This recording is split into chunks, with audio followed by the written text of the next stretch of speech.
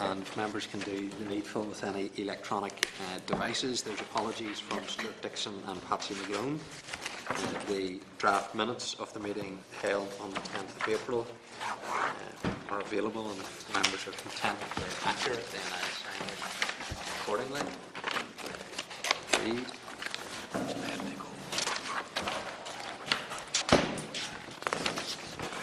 Matters arising. The Secretary of State has responded to the committee's invitation to attend a meeting to discuss the On the Run scheme and the matters, and has indicated that she'll be appearing before the Northern Ireland Affairs Select Committee in the first instance, and then will consider the committee's request once she has fulfilled that obligation. There's a response from the Minister of Justice and Health in respect of Clause 10A around the new addition to the Human Trafficking Bill by Lord Morrow, and they're on pages 16 to 21 of the meeting folder for members to note. Item 5 is a potential legislative consent motion on the Anti-Slavery Commissioner, and we have officials here with us today. The relevant papers are pages 22 to 74, and can I welcome Mr. Simon Rogers, Deputy Director of the Protection Organised Crime Division, and Julie Wilson, Head of the Human Trafficking Team within the Department of Justice. You're both very welcome to the committee. We'll record it by Hansard as usual and publish in due course. So I'm going to hand over to, I think, Mr. Rogers at this stage. Thank you, Chair. Thank you. We're here to update the committee on the Minister's proposal to extend the remit of the Anti-Slavery Commissioner to Northern Ireland, and as you've mentioned, you've got a paper setting out some of the background.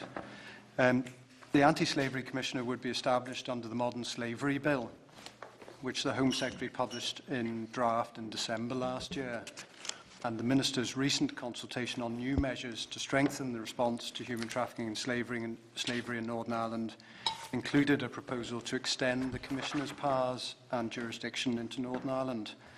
The consultation document highlighted that this would require legislation at Westminster and therefore an LCM in the Assembly. It also highlighted that the Commissioner needed to be considered in the context of Lord Morrow's bill and his proposal for a local rapporteur.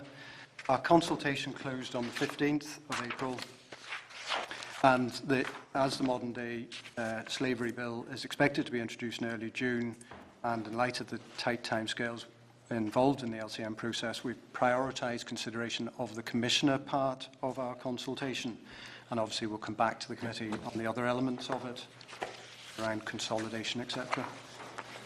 Our paper summarises the responses to the consultation, the main issues raised, and you can see those in the paper. You'll note that there was broad support for the extension of the Commissioner to Northern Ireland, with 30 out of 34. The figure in the paper we gave you is effectively 29 of 33, but with another respondent who's come in since then, who expressed a view being in favour of the proposal. 4 were opposed to the measure. Those in favour of the proposal highlighted the benefits of such an approach, including, for example, ensuring a consistent approach and uniformity of purpose, providing oversight of both devolved and non-devolved bodies working to combat human trafficking, and providing greater value for money when compared to a local rapporteur.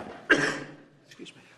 The Department agrees with the view that the wider scope, consistency and economies of scale offered by the Anti-Slavery Commissioner is likely to deliver benefits.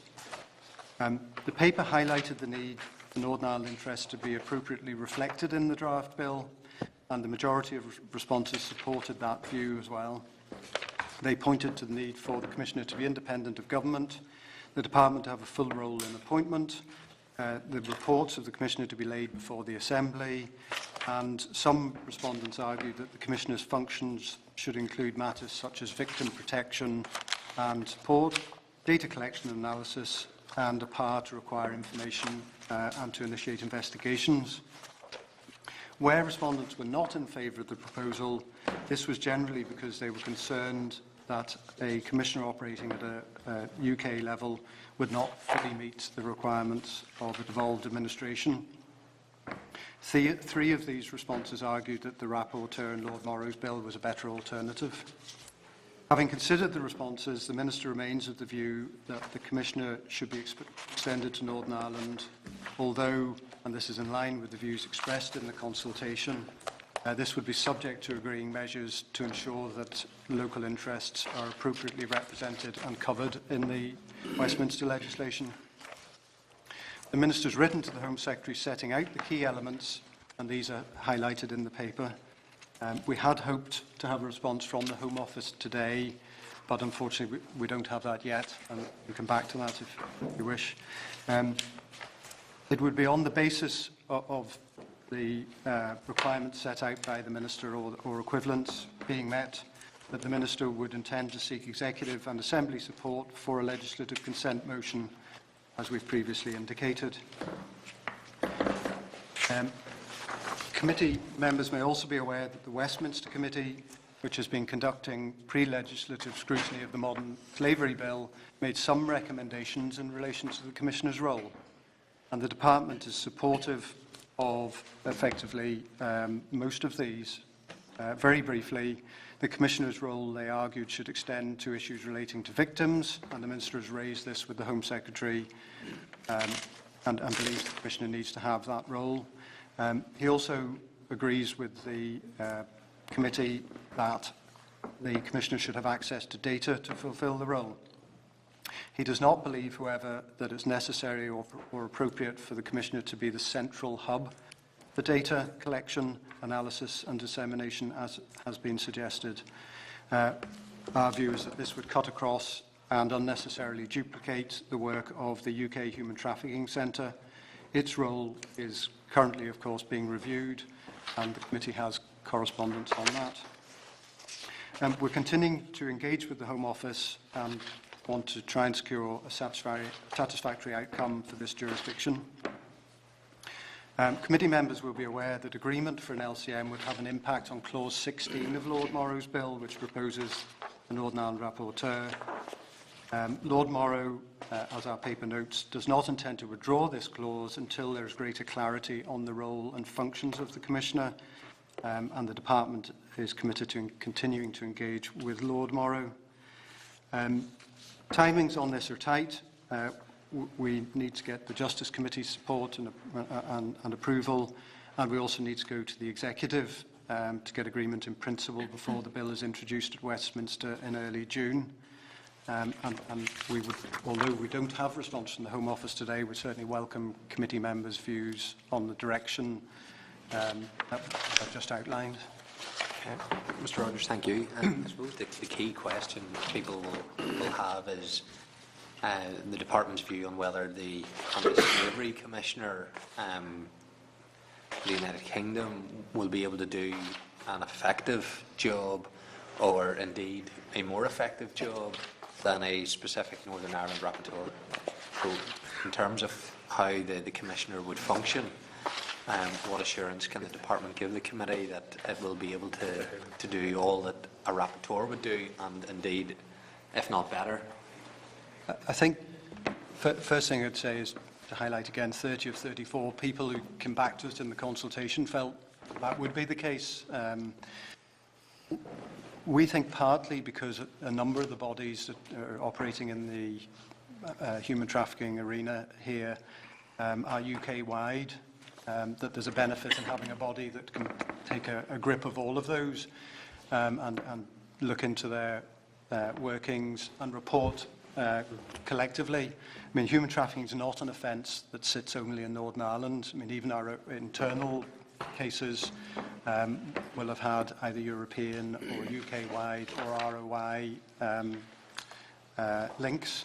So it's a global issue, and I think we feel that someone taking that more, if I can put it this way, helicopter view across the jurisdictions would bring that benefit, not least because the bodies that they'd be superintending then have jurisdictions coming from Westminster, if you like. Our local rapporteur would be able to ask them for views, but wouldn't be able to force them to give views. That's not to say that the national rapporteur wouldn't be a good fallback. And I think if we find that the Commissioner doesn't have the right makeup to give, to have the clout that I think you're asking me about, then it might be better to fall back on a local arrangement and let the Commissioner deal with the UK in the sense of national bodies and have a local rapporteur. Would a Commissioner be more effective at engaging with the Republic of Ireland authorities than a Northern Ireland rapporteur? Neither would have any statutory reach across. More effective, I don't know. I think either would have a role in looking at the work that the department is doing on a cross-border basis. So in that respect, they would be looking at that kind of cross-border element of what we're doing. But their statutory reach would be on us and not on the Irish authorities. Any other members want to ask a question around this? Are members content with where the department are going? Okay. Can I just ask around the timetable? Simon indicated that there was quite a pressure on. Why is that at this stage? It's because we're trying to piggyback on Home Office legislation, and they're introducing that in June, and the normal convention is that if they're going to include provisions in that stretching into the devolved arena, we've approved it before they introduced it. And has that been about for a wee while, or has that come in recent times that we've been aware of it? Just conscious that obviously there's pressure now. I'm trying to establish if that's if we could have been doing something about it earlier to ease that pressure so that we had a better opportunity to give it more detail. I think one of the things was that we were waiting for the outcome of our consultation. So we've been aware of the need that the convention is that the extent of the bill needs to be established before the bill is introduced. But whilst we obviously were proposing this in our consultation, we wanted to be informed by the issues that were raised in that. So that's why it's at this point that we're coming with fuller information on how we would see that the Commissioner operating. So we've been aware of the compressed timescales. We've been working through that, and we've also been in the background working with the Home Office on how the Commissioner would operate. But we still haven't got that final. We haven't got it pinned down basically at this stage. But we've set out the measures that we think it needs to have. Okay. All right, Ms. McCorley. I'm just looking at what the implications would be. What difference would it make if there was a separate rapporteur for the North? Because concerns have been raised that we could be left out if it's a UK the way it's being recommended. And why should we just not have a separate one for the North, a commissioner or a rapporteur? Well, I think on the concerns about us being left out, I think those are the issues that we're working with the Home Office now to resolve, to make sure that we're not left out and to make sure that Northern Ireland interests are properly met and covered. And I think what the UK Commissioner would give over and above a Northern Ireland Commissioner or Rapporteur is that kind of wider vision of what's going on across all jurisdictions, and being able to make recommendations at a strategic level across all these jurisdictions, being able to identify and disseminate best practice, but also being able to have oversight of bodies like the Home Office in their operation in Northern Ireland and the UK Human Trafficking Centre in its operation in Northern Ireland, and Gangmasters Licensing Authority. So those are the bodies that wouldn't be covered by the Northern Ireland Rapporteur, and that Rapporteur just wouldn't have any remit over those. But would it be possible, if there were to be a local rapporteur, for that person to hook up with the Anti-Slavery Commissioner, so you have the best of both worlds? I think our concern is it should be an either-or, because otherwise we're funding two bodies to do, in effect, the same job. And the Minister's conclusion was that the bigger reach, covering all the organisations, would add more value than having a local rapporteur who would have some shadows that he couldn't shine a light on, she shine a light on. There is a cost issue as well. It's slightly more economical to have a UK-wide one. That's not a huge difference, but obviously it's a factor. And I think the Minister takes the view that if the powers are in place for the bigger Commissioner, that is in the better interests, and certainly that argument was accepted by 30 of 34 consultees. Okay, no more members. Can I thank you very much for coming?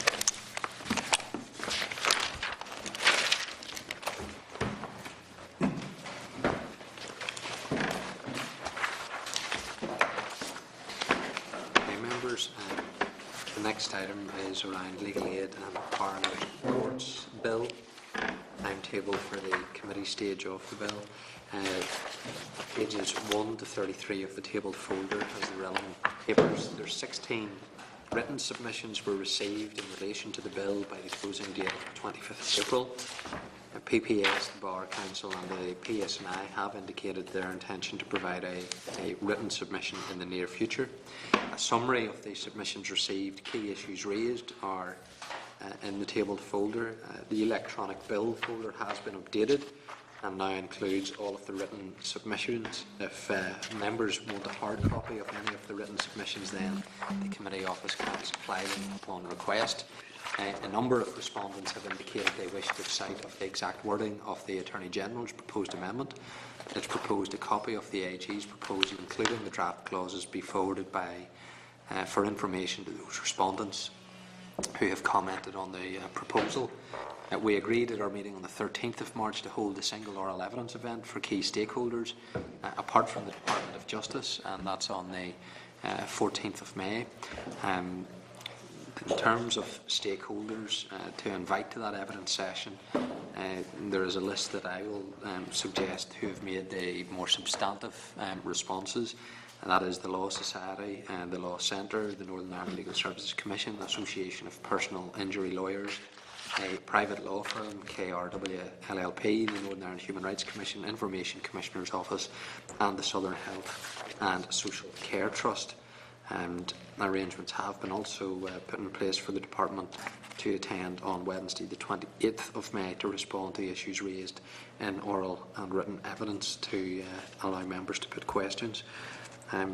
The committee agreed in principle to a 10-week committee stage, which ends on Friday the 20th of June, and that will allow the Minister to schedule consideration stage prior to a summer recess, and agreed to consider this further in light of written evidence received.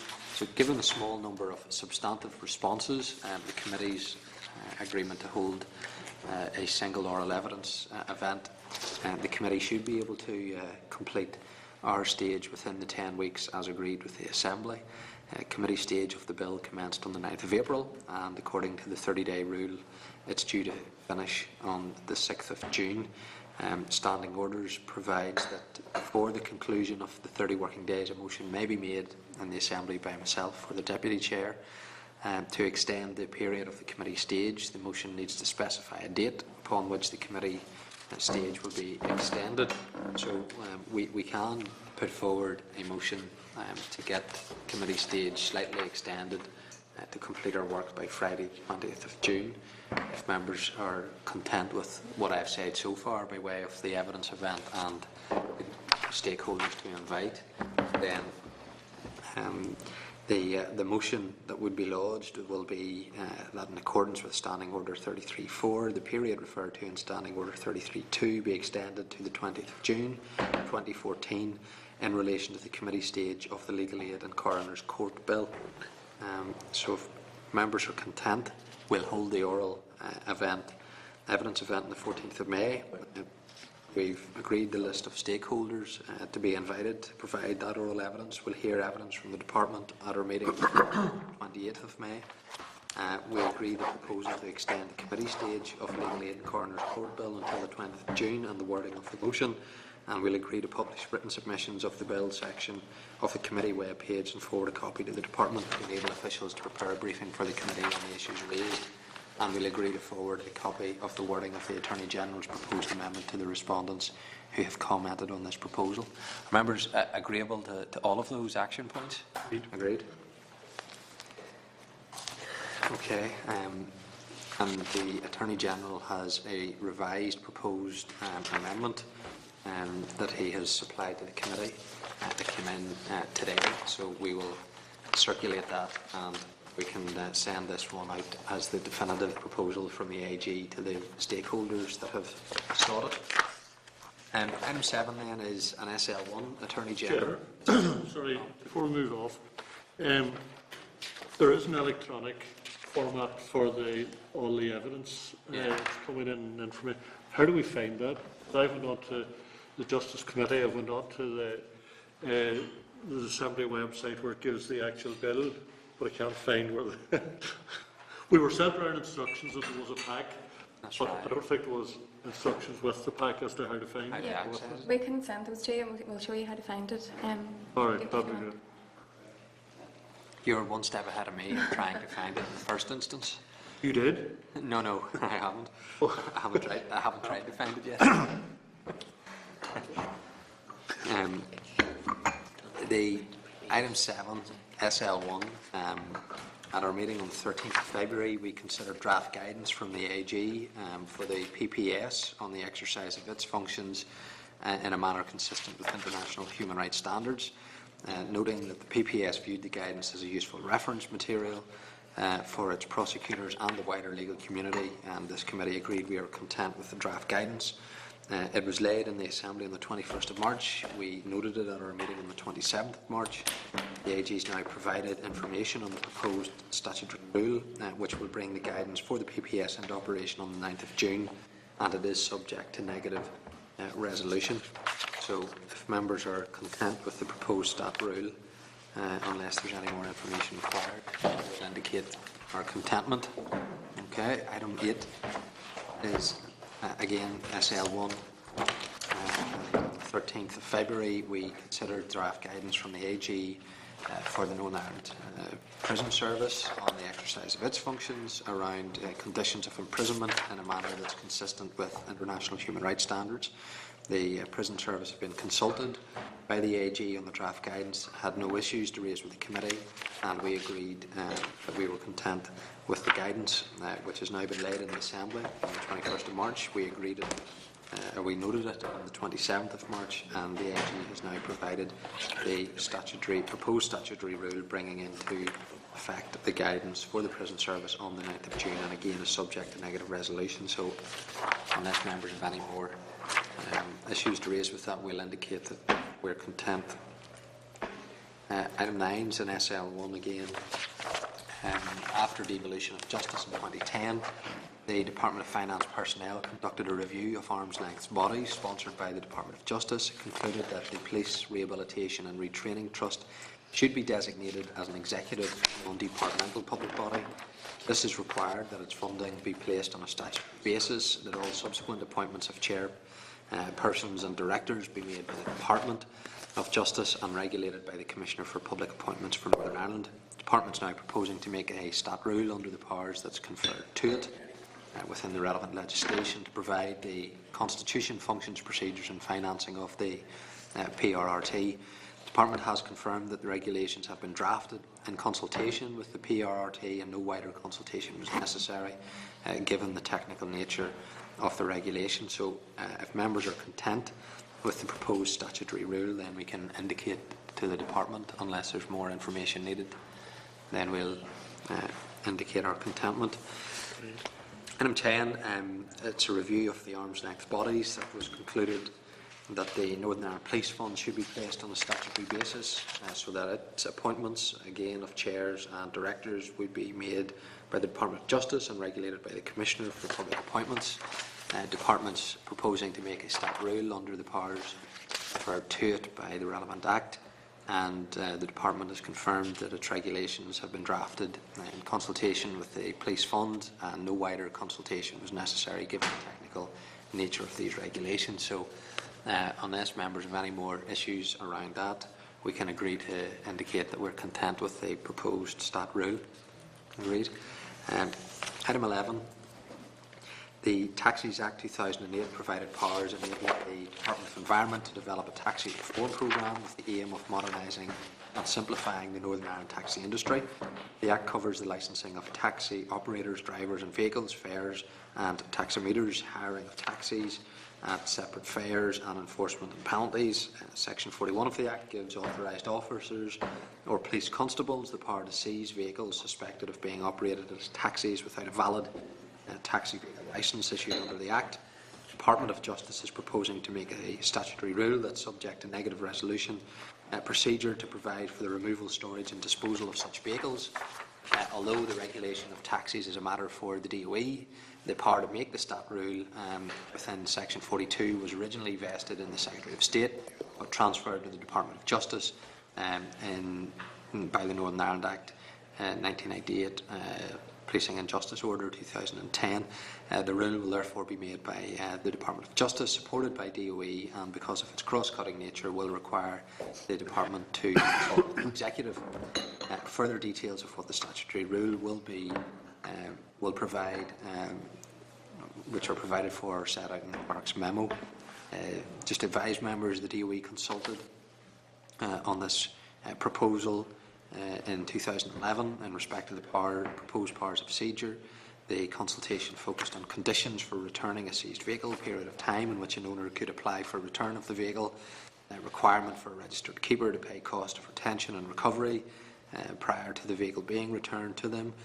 In light of comments made in the consultation, the proposed conditions for return of seized vehicles to owners were amended. However, DOE did not accept the representation made that the period of 14 days within which an owner can apply for the return of a seized vehicle was too short.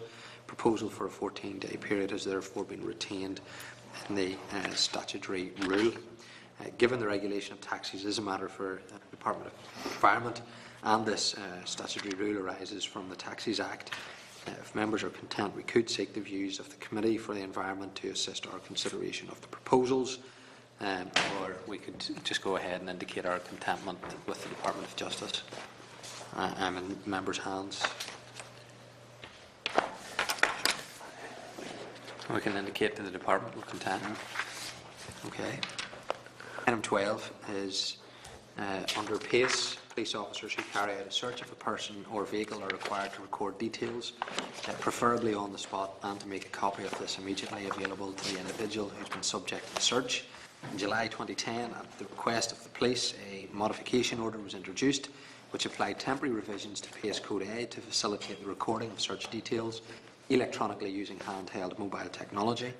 These were BlackBerry devices. The current modification order is due to expire on the 30th of July this year. It had been the Department's intention to publish a revised Code A as part of a general refresh of the current PACE codes before the current modification order expired. However, work on the codes review has been delayed and will not now be completed before the expiry of this current order.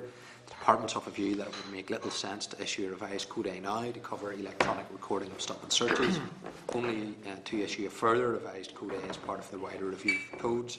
For this reason, the Department proposes to make a statutory rule subject to negative resolution procedure under the relevant powers conferred to it to extend Code A modifications until publication of the revised codes, which is anticipated late this year and early, or indeed early next year.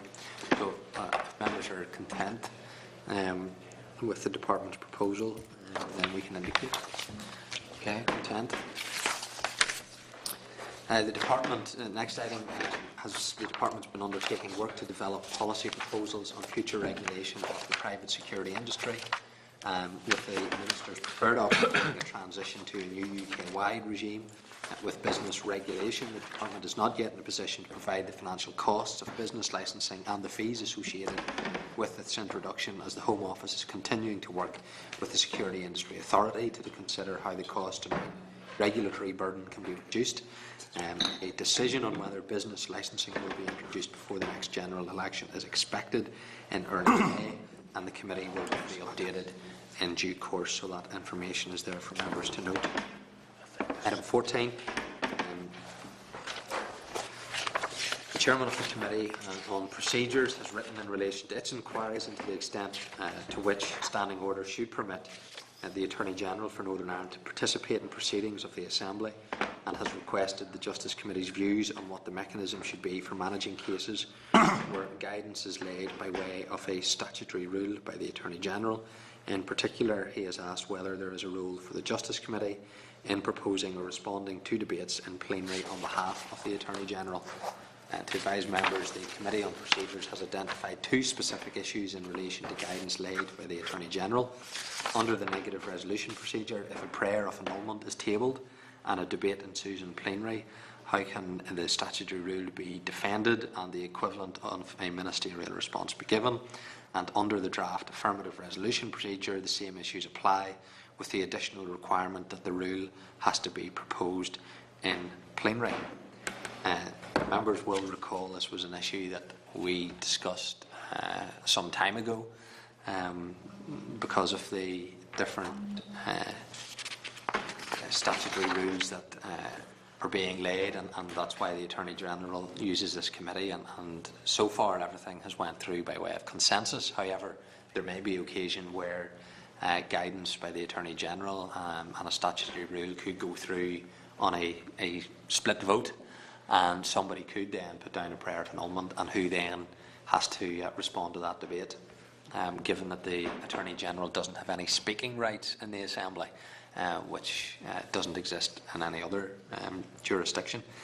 So we had raised this issue with the Procedures Committee. I have raised it with the Chairman Liaison Group as well, that this is an issue for us and that I think the Assembly needs to address, and obviously the Procedures Committee are now looking at that. So I'd be interested in members' own view on this. It does touch into, I believe, how the Attorney-General should have a role in having some oversight of the Public Prosecution Service. They are 2 separate issues, but they're linked. As members know, the PPS isn't accountable to this Assembly, and it's not accountable to the Attorney-General, which is not the way it used to be. And there were a number of proposals the Department considered a couple of years ago. It didn't go anywhere. And David Ford has now indicated that he's engaging with DFM, who carried out the consultation on behalf of, to try and advance this issue. Because members will raise issues around cases that haven't been prosecuted, or indeed want unduly lenient sentences raised, and members have no ability to actually compel the PPS to engage with them, other than they usually do, but it's subject to their good grace, rather than what I believe should be a fundamental requirement for them to do it, whether they want to or not. So I'd be interested in this particular issue around how we would deal with it. I'll give you my own view. I would rather the Attorney-General had speaking rights in the Assembly and dealt with this issue himself, rather than I, as Chair, having to respond to those types of debates. That's my own view in terms of how this matter should be dealt with. But I'd be interested in other members, if you're in a position to. Chair, are you suggesting that the Attorney-General, as in the Attorney-General now, not a politician? Yes. So he would come to the Assembly and face questions in the Assembly that way? I have sympathy with that, because I must say, when you look at some of the cases that are in terms of across the Crown Prosecution Service, EPS here, both in sentences that are delivered, and it's not for politicians in any way to interfere with courts, but in terms of sentences that are delivered, in terms of cases that are brought for people, particularly people in the public eye, where there has been in recent times literally no evidence, and people having to talk about their entire private lives and the most personal of information about their private lives, I think is just wrong, on the whim of people. And I do think that there has to be recourse for this, and I do think that in Northern Ireland, the PPS, take for example a recent case in terms of the Adams case and so on, I do believe that someone has to be held accountable for this. If it's not the Minister, then the Attorney-General for Northern Ireland should then be appearing in front of the Northern Ireland Assembly to be questioned by public servants, deal with the constituents when they come through the door and their concerns. Yeah, there are two issues, and that is the one around prosecution. And as you know, Dominic Grieve can be called to Westminster to give an account of prosecution cases in England. We can't do that here about prosecutions. We can't bring the Attorney General in, and nor would the Attorney General come in, because he's not responsible, because there is no superintendence of the PPS in Northern Ireland at this stage. This second issue that the Procedures Committee are looking at are the statutory rules that are currently being laid, and whilst they go through by way of consensus up until this point, that has meant there is no need for any debate. But as members know, on other committees, committees have prayed against, or individuals or MLAs have prayed against particularly some statutory rules. There's then a debate. Ministers can respond and members can take part in that. However, if any of the statutory rules currently led by the Attorney General were prayed against, there is no ministerial response. There is nobody to respond by the individual, for the individual who is laying the statutory rule. The only other alternative is that he uses this committee to give an official response, and I as chair end up having to do that for him. And I think I could end up having to debate in the Assembly to give an opinion on behalf of the Attorney General, which maybe I am wholly opposed to and praying against. And that to me just doesn't make sense. But it does touch on the wider principle of we do have an unelected Attorney General, and only elected politicians are allowed speaking rights in the Assembly. And that's a broader principle that I know other parties have looked at and considered. My own view is that that shouldn't preclude the Attorney General from being accountable to the Assembly. And therefore, I think the Procedures Committee do need to be looking at how they can change standing orders provisions to allow the Attorney General speaking rights in the Assembly to deal with these statutory rules.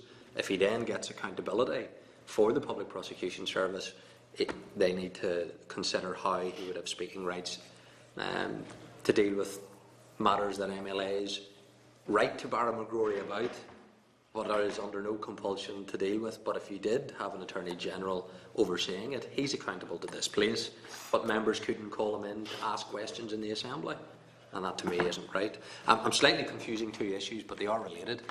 This main one's about statutory rules. Mr. Elliott, you had indicated. Yes, obviously quite complex, and the two issues are pretty much different, although I don't know why you get a significant different answer if you separate them either. I'm not totally convinced yet about the rights of the Attorney General to have speaking rights in the Assembly, but obviously I want to hear the discussion. The issue around the statutory rule, the Attorney General doesn't lay a statutory rule, does he? He does. He does, and Is it not led through this committee or through the department? No, he lays it directly in the business office, and he's today. The statutory rule is being laid for human rights guidance for both the Public Prosecution Service. That's one statutory rule, and then the Prison Service is the second one. So if any member of the Assembly, once that statutory rule is formally laid, looks at it, reads the guidance and says, I don't agree with that, well then you have the right obviously to pray against it, and that could lead to a debate. But there's no provision for anybody to respond on behalf of the Attorney General. So you can have your debate, but no response. Sure. Are there any other jurisdictions where the Attorney General isn't elected? I'm not aware of it. In both Scotland, it's an MSP. In England and Wales, it's Dominic Grieve.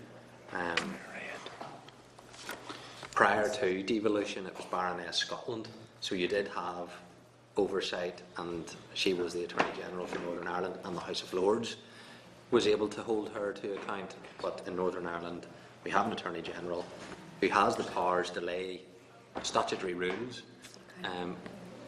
but we can't debate it with him if we were to disagree. And that's fine whilst everything goes through on consensus and there's no debate. But there will come a point whenever something does have a debate and there is no provision for anybody to respond on behalf of the Attorney General.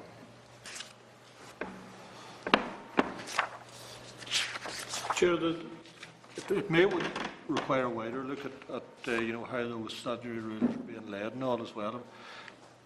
Certainly I would be reluctant to just give a carte blanche opportunity for the Attorney General to debate in the chamber, respond to debate, but I think the overall proposal and procedure needs looked at. I don't know whether the Procedures Committee have actually done that, have they, or have they just looked at the more narrow issue of responding to the SRs? I don't know how broad they're looking at, whether it's just the statutory rules. It doesn't seem to indicate, because I think there's a broader issue of the AG and more of his functions being accountable in the Assembly rather than just statutory rules. But I actually think it's an issue needs a pretty broad look at, Chair, and come to some conclusion. I just don't think it's right to do it piecemeal either. Which seems to be happening. Piecemeal approach. I totally take the point that if he's laying statutory rules himself, it would be very difficult if one were prayed against. So we do need to find a mechanism, however that is, but just not so sure that this individual aspect all the time bringing in separate issues is helpful. I think just looking at the broader title, the inquiry title is the extent to which standing orders should permit the Attorney General for Northern Ireland to participate in proceedings of the Assembly. The specific query that the committee has contacted this committee about is whether this committee would see a role for itself to respond on behalf of the Attorney General in debates when it comes to statutory rules being prayed against, or indeed affirmative resolutions. Whether this committee felt that we could provide that vehicle to be the voice for the Attorney General in the Assembly. Chair, some explanation as to why the Attorney General lays the SRs as opposed to the Department?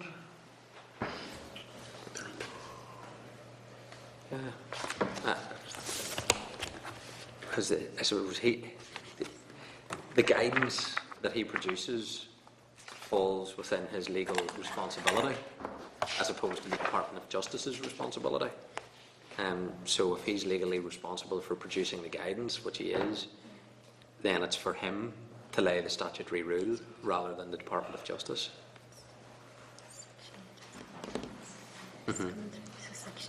Yeah, it flows from Section 8 of the Justice Act 2004, which requires the Attorney General to produce guidance, human rights guidance. So he is charged with the legal responsibility of producing the guidance. But that maybe ties into your point about, does the whole statutory rule procedure need to be looked at then?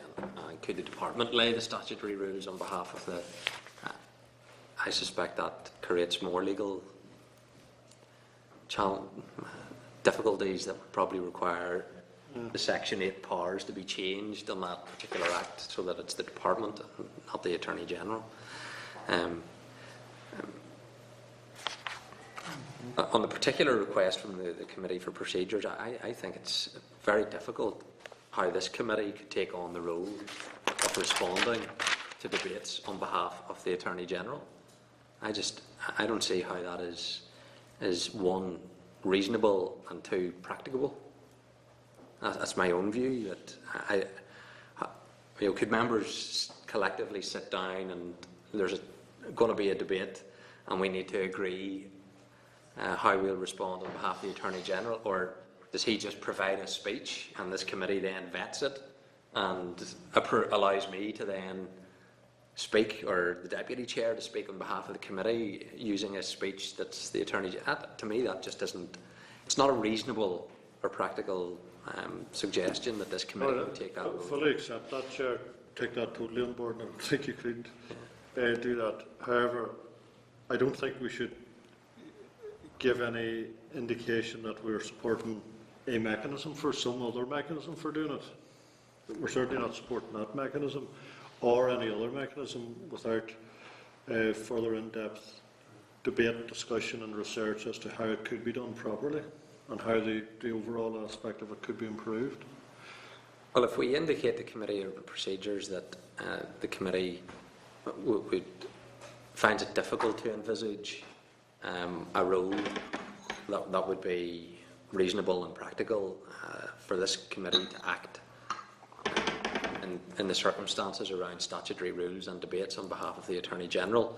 However, we recognise there is a gap that needs to be addressed, and that's still, that'll be a matter for procedures and the members of the different parties on procedures to try and work that out. But I think we as a committee can indicate that we recognise that there is a gap in how statutory rules are dealt with, should they ever be prayed against, or if there's ever a statutory rule laid by way of affirmative resolution.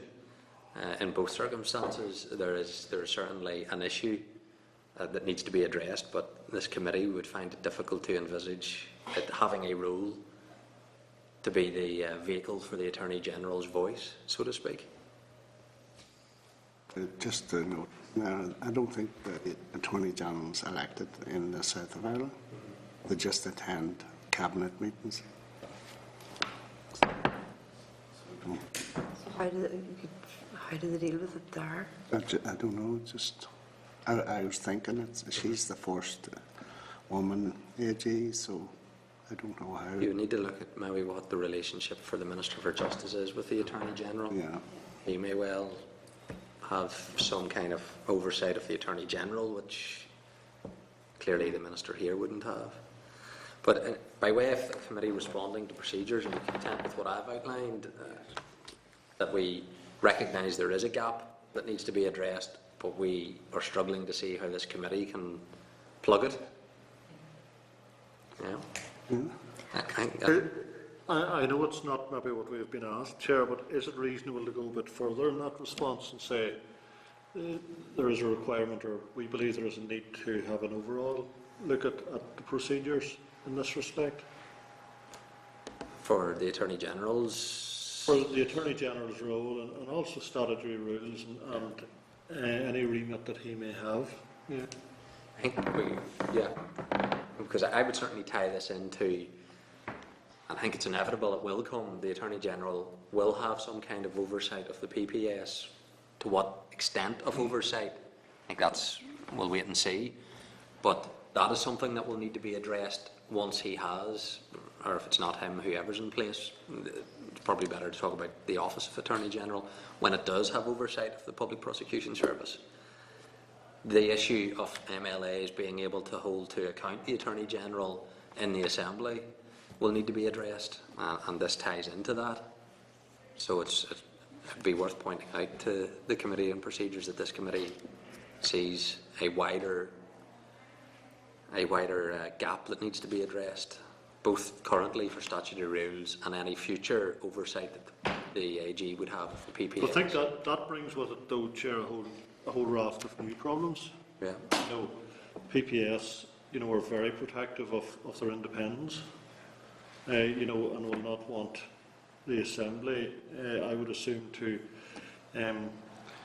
delve too far into their operational workings. And whereas the Attorney-General will still say he is political independence as well.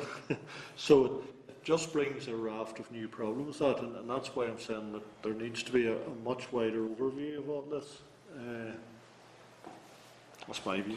Yeah, the difficulty, Tom, is, sorry, Chair, through you, is that, and I want to bring personalities into it, but if the head of the PPS is a former, for example, criminal barrister who has history in the courts on particular issues or positions, and if that then manifests itself in his role as head of the Public Prosecution Service, there needs to be some recourse for this Assembly to deal and address with that if there are issues that are people are uncomfortable with as politicians, or in some way it's at variance with the policy or the directive of the government to set out in the programme for government.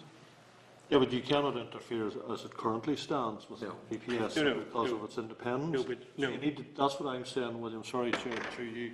That's what I'm saying. You need a much wider overview of the entire process.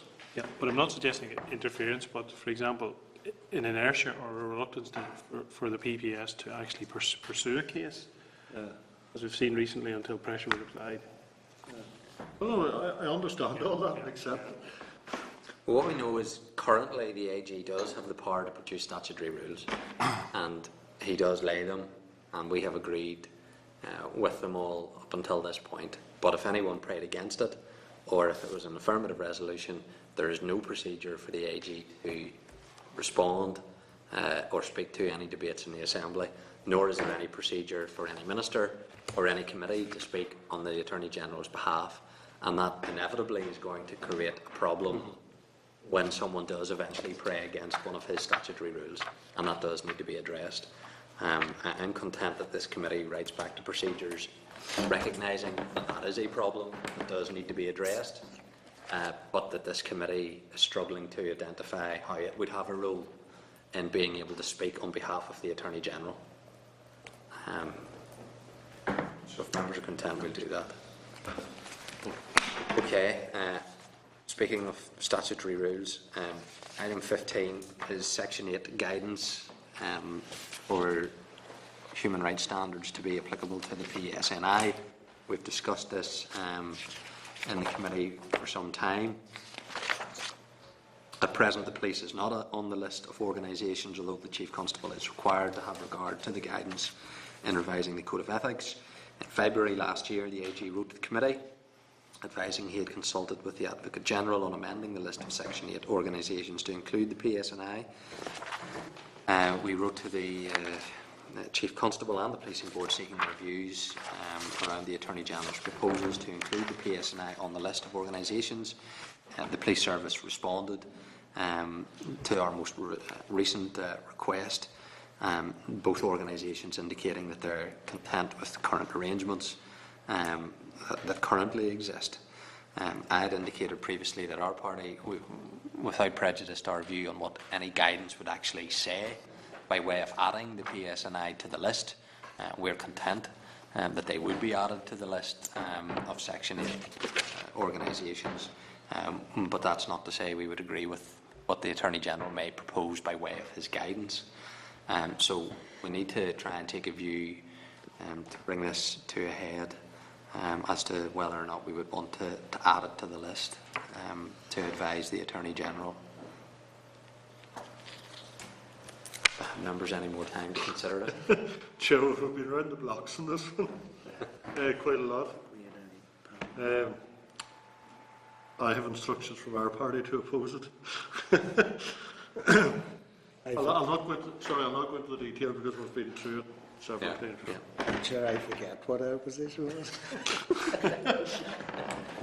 But I think we have a big issue with it. I remember the Policing Board had an issue about it, and we were in agreement with that position. But then we had further discussion about it. I can't remember now what if we felt then it was okay. If a feeling we did.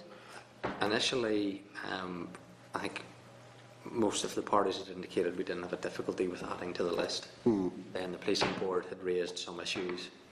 We read their letters, we had more discussions. I clarified it within my own party around their concerns, and then ultimately we got to the view where at this stage this was about putting them on the list and not agreeing to any guidance.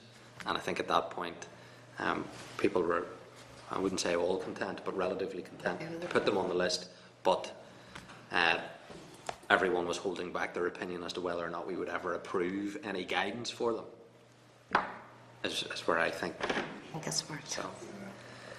So with the exception of Tom, we will express content to add them to the list, and then we'll await whatever the guidance may well be.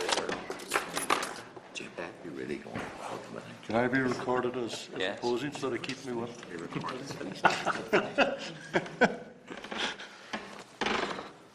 Keep yourself right, John. Item 16 is the UK response to the European Court of Human Rights judgment on inquest delays. The Department had previously provided the committee with a draft of its contribution to a UK-wide government action plan responding to the European Court of Human Rights judgment on inquest delays. That response has been provided a copy of its revised contribution, which includes clarification on the Department's position on the need for a review of coronial law and a commitment to commission a review of the legislation and other recent developments. Is there for members to note? Item 17 is correspondence. There's 9 items, and I'll draw attention to a number of them. Item 1 is a response from the Minister to the Committee's request for further information on the practice of recording telephone calls in PSNI stations in Northern Ireland. We wrote to the Minister to seek assurances that the practice of recording calls to and from An Garda Síochána stations is not happening and has not happened in PSNI stations in Northern Ireland. The Minister has advised that calls are not recorded except those calls made to an emergency 999 system or the PSNI's contact management centre. The Minister has also advised that he's written to Alan Chatter, the Minister for Justice and Equality, about the production of relevant information from the tapes. So it's for members to note that additional information unless more clarity is required. Noted. Item 3 is correspondence from the Department regarding the launch of a review of the National Referral Mechanism by the Home Secretary. The aim of the review is to establish whether the NRM currently provides an effective and efficient means of supporting potential victims of human trafficking and modern slavery. The Department has forwarded a copy of the terms of reference for the review and provides information on how the committee may respond to the review if it wishes to.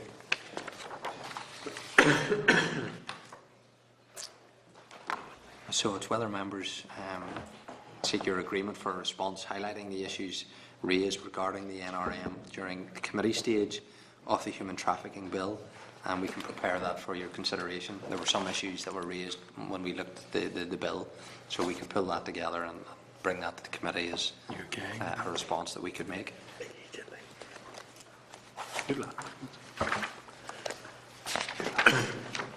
Excuse me.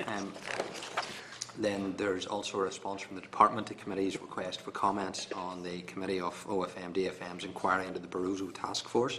The Department of Justice is of the view that the task force has provided it with a forum to share European priorities and learn from best practice. The Department suggests the group may wish to consider whether there are new opportunities to influence policy development with a new budget and a new Parliament instrument. So if members are content, we'll forward the Department's response to the Committee of OFM-DFM for their information. Agreed. There's a response from the Department to the Committee for Justice